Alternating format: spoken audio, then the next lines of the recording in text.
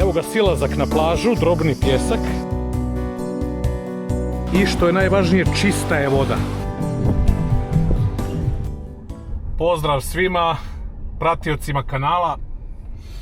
Evo sad ćemo da snimimo treći deo ovog serijala o Budvi. U prethodna dva smo snimili dolazak do Budve. Sada snimimo malo atmosferu u gradu, plaže, cene. Evo idemo danas na plažu Ploče.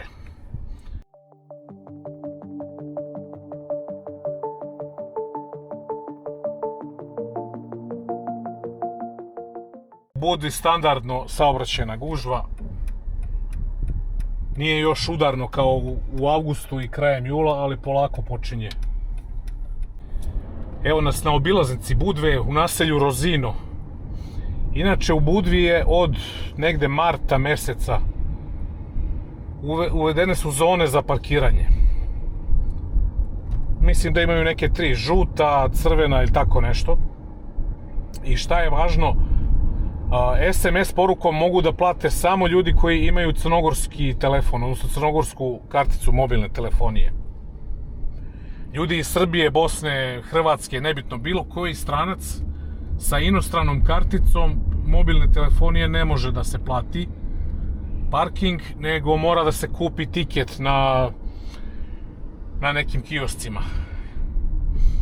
Mislim da je moguće da se kupi dnevna karta i po satu.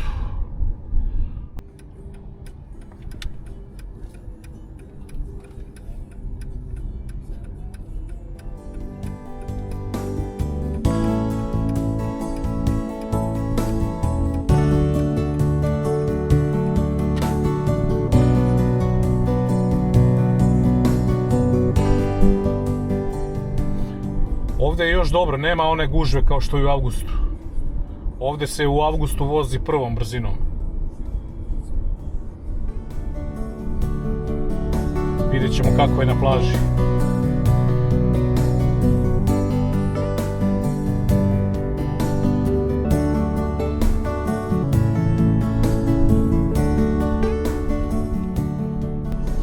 Evo ga tunel i galerija Mogren. Idemo dole prema jazu.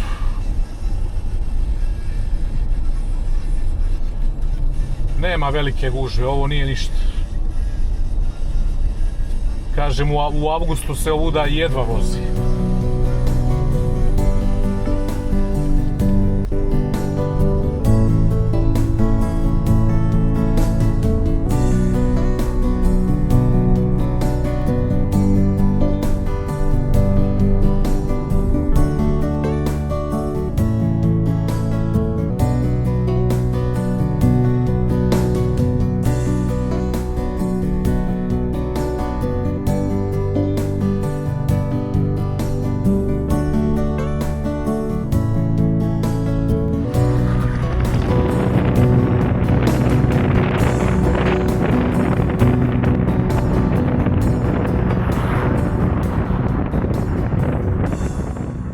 Ovdje levo idemo prema jazu, Trstenu i Pločama. Ovo je novost, da ovdje imamo sad kružni tok. Ranije ga nije bilo. Tako da je ovo sad super, prohodnost je veća.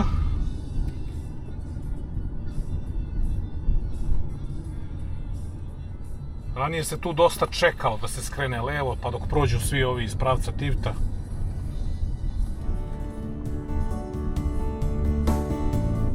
Ovo je sad pravac prema plaži Jaz. Mi ćemo da idemo desno za Trsteno i Ploče.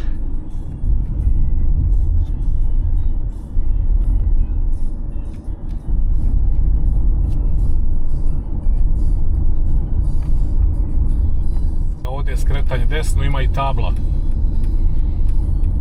Trsteno, Ploče.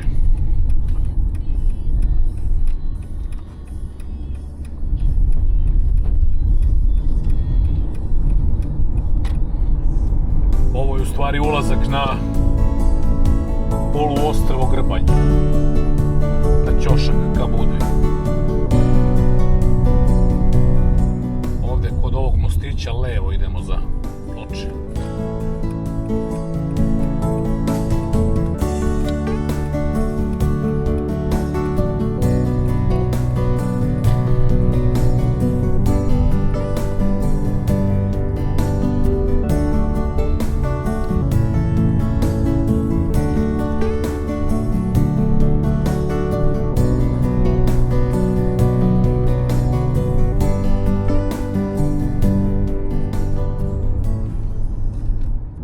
i dalje put za plažu Ploče, a ovdje levo se ide na plažu Trsteno. Evo gdje ide ova ispred nas.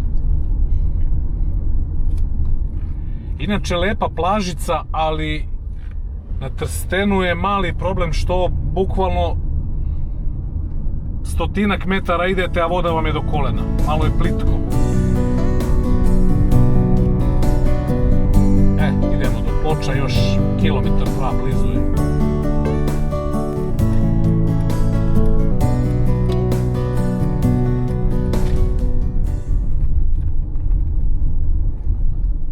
Inače na Pločama ranijih godina, sad ćemo da vidimo da li je ista stvar i ove godine, se nije plaćao parking i ulazak na samu plažu, ali je bilo obavezna ležaljka.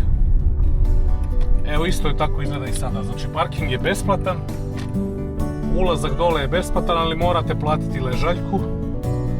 Sad ćemo vidimo koja je cena pa ćemo da javimo.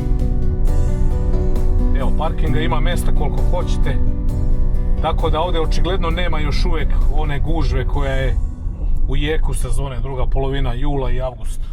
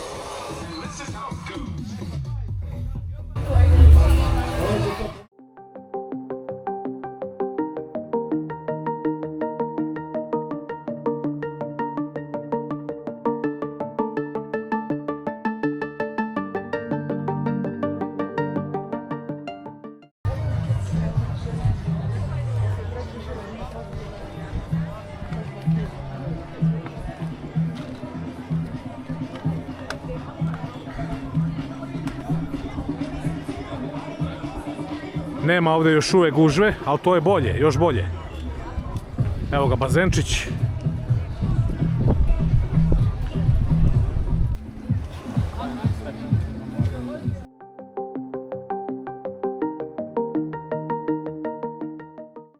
Ovo je idealno vrijeme na Pločama. Nema velike gužve, nije ni prazno.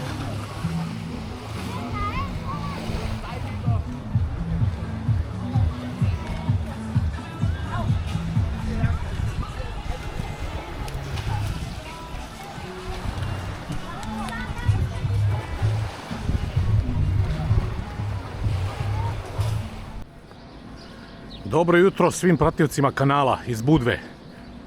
Petak je 3. jul, 7:30 ujutru. Najlepši deo dana.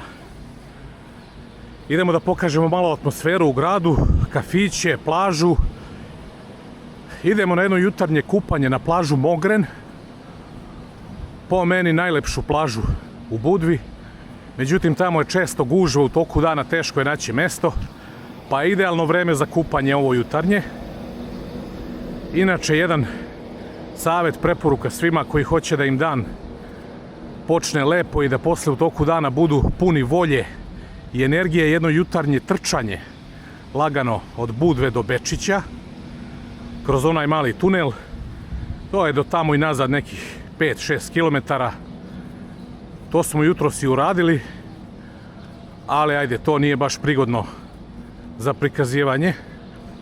Ali evo, nakon trčanja idemo u kafić ovdje u starom gradu u Astoriju,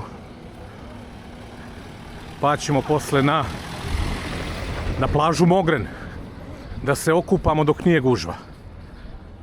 Uživajte!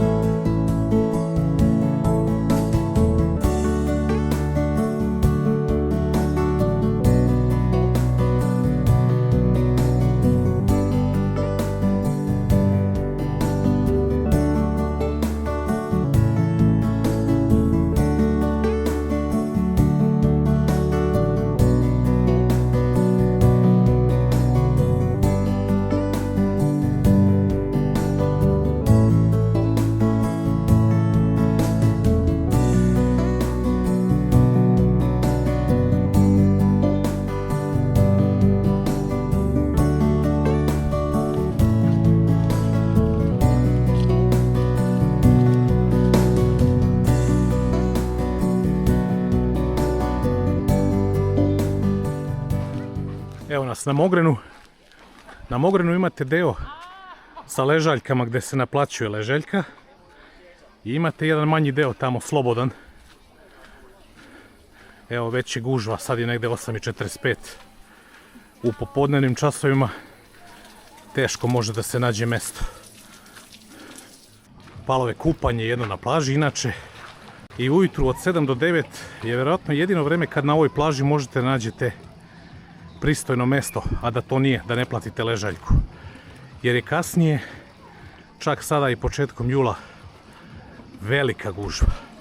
Ako dođete u 12, 1, 2 ili popodne u 3, morat ćete da se borite za mesto. Po meni ovo je najlepša budanska plaža i sa razlogom je tako posjećena i takva je gužva. Idemo nazad ka Starom gradu.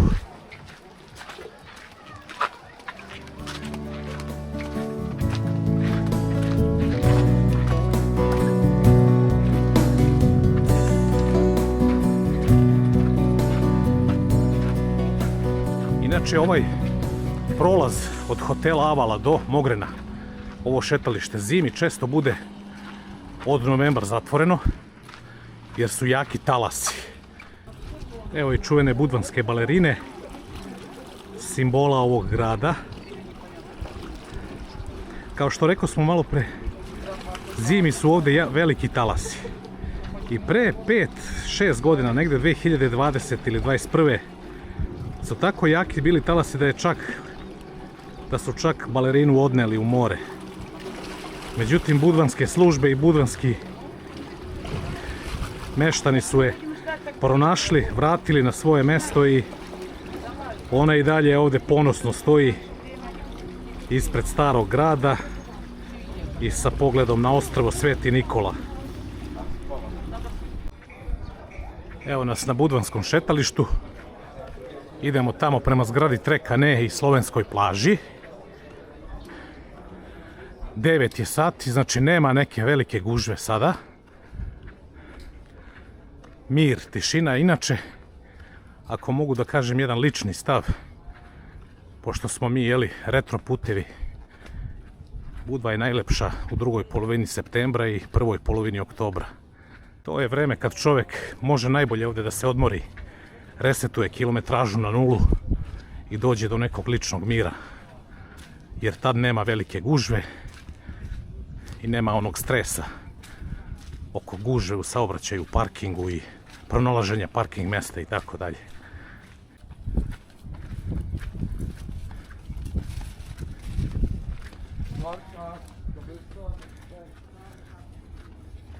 Evo nas pored slovenske plaže. 9:10 je sada i kao što vidite već ima priličan broj kupača. Znači Budva živi svojim punim plućima već od rano ujutru.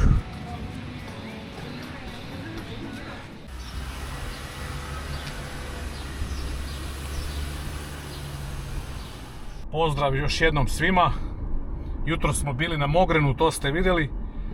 Sad idemo tamo u pravcu Petrovca, Perazića dole. Ideja je da se okupamo i da vidimo kakva je plaža Drobni pjesak. Ali to u ovom momentu ne mogu da garantujem.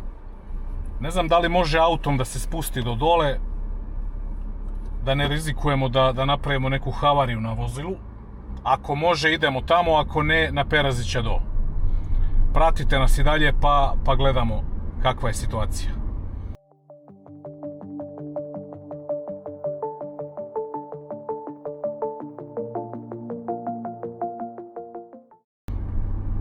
Ovo je Jadranska magistrala, odnosno bulevar glavni u Budvi.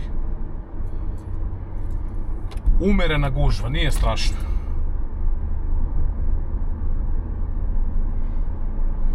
Inače, odnedavno se pojavila vest da se gradi obilaznica oko Budve, gore u ovim brdima, što će biti fenomenalna stvar kad bude gotovo. Jer ovom glavnom ulicom prolazi sav tranzitni saobraćaj, teretni saobraćaj. I u jeku sezone, kraj jula, avgust je prolazak od početka do kraja Budve je otprilike pola sata do 40 minuta. Tako da željno čekamo tu obilaznicu.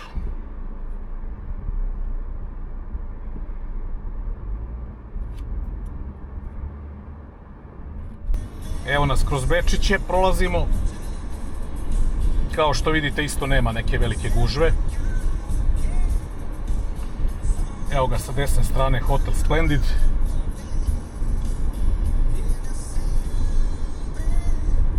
Ovdje uvijek treba voziti sporije, bez obzira ima li gužve ili nema, jer uvijek ima pešaka koji prelaze, pretrčavaju.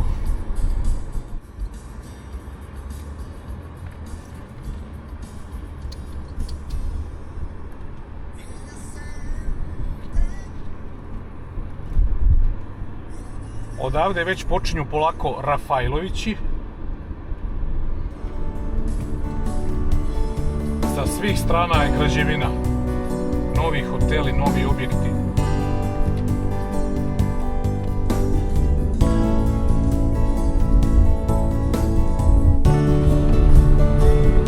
Evo nas kod skretanja za Miloče.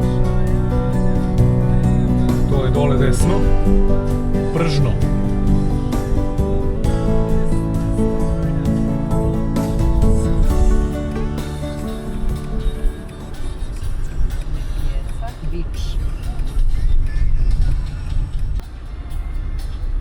Idemo lagano dole.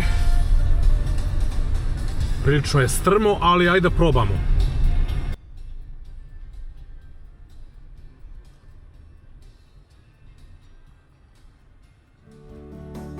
Vozimo skroz polako da ne zakačimo nešto.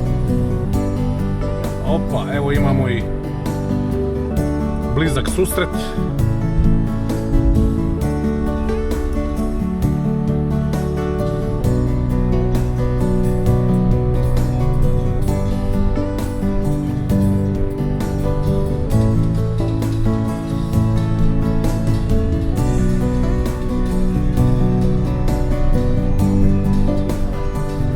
Dobro da je sve asfalt.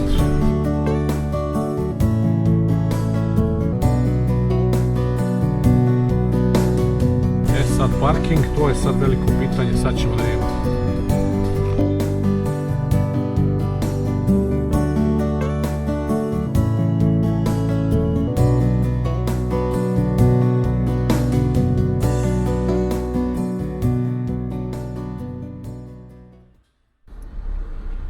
Evo, našli smo parking kod Drobnog Pijeska. Sat vremena je €1,5. Evo nas kod plaže Drobni Pjesak.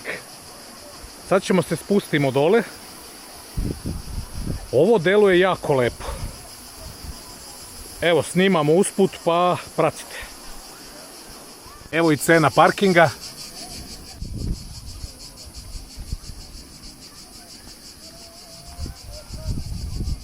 Evo ga silazak na plažu, Drobni Pjesak. Strmo je. Leti zna da se kliza ovaj asfalt, beton, šta god da je. Pa polako ljudi, da ne bi stradao skočni zglob. Baš lep silazak. Kao kroz neku prašumu.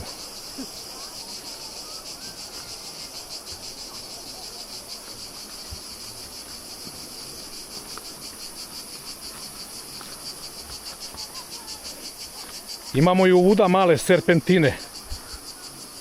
Pešačke serpentine.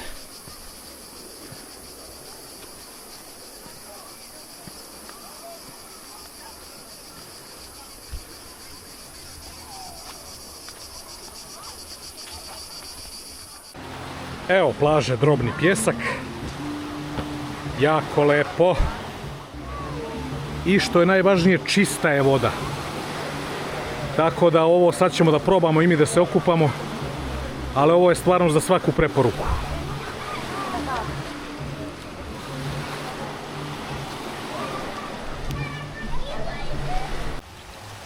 Evo jedne lepe male reke ili potoka.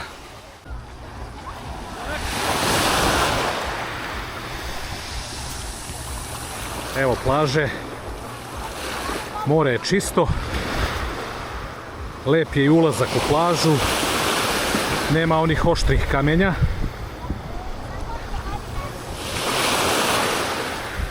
Tako da je drobni pjesak za svaku preporuku. Inače, cena 2 ležaljke i suncobrana, taj jedan set je 25 evra. Idemo da obiđemo još jednu plažu, to je Perazića Do. I parkirat ćemo se u Petrovcu, pa od Petrovca ima jedno lepo šetalište do Perazića Dola. Evo sad se spuštamo u Petrovac.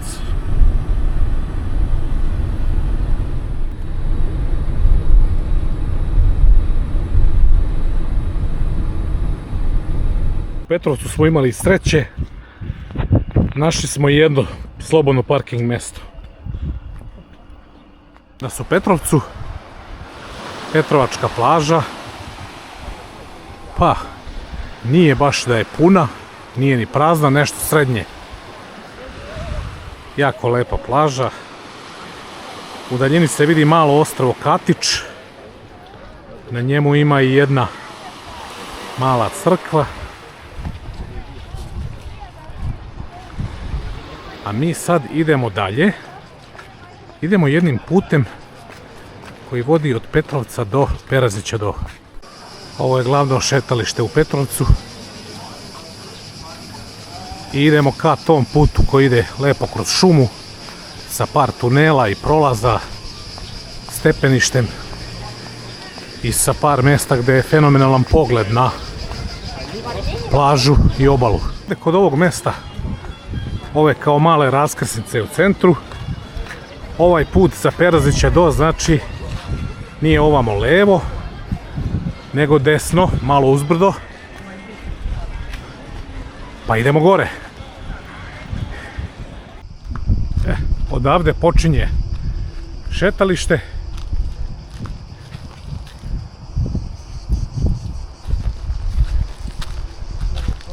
Kroz ovu finu borovu šumu.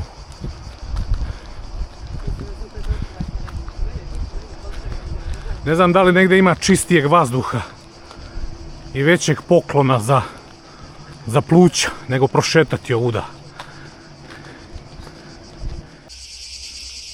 Jedan pogled sa ovog šetališta na more i ostrvo Katić.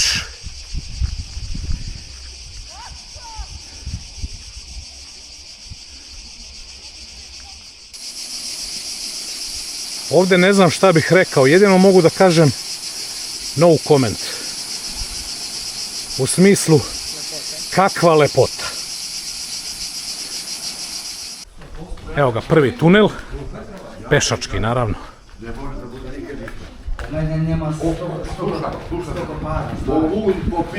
Ako te zaboli glava, ti mene uvijek. Ne, znam. Taman da se čovjek malo ohladi. Ovdje ima jedan lep prolaz sa još lepšim pogledom. Opa! Kao neki bunker.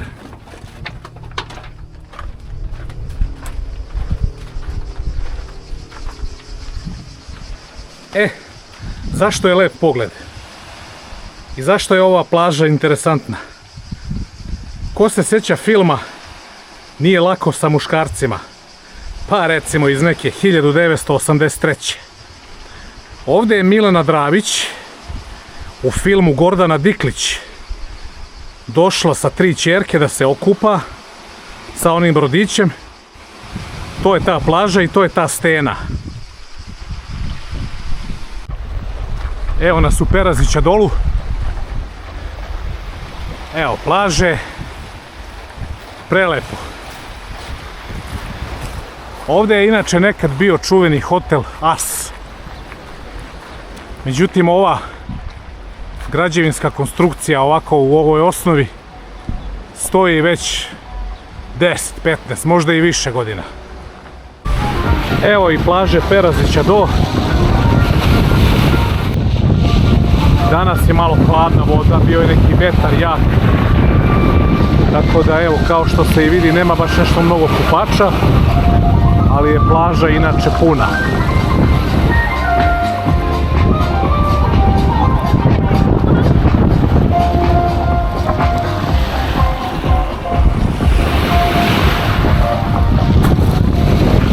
To bi bilo to za ovaj serijal. Pratite kanal i dalje i vidimo se sa nekog sljedećeg putovanja. Pozdrav svima!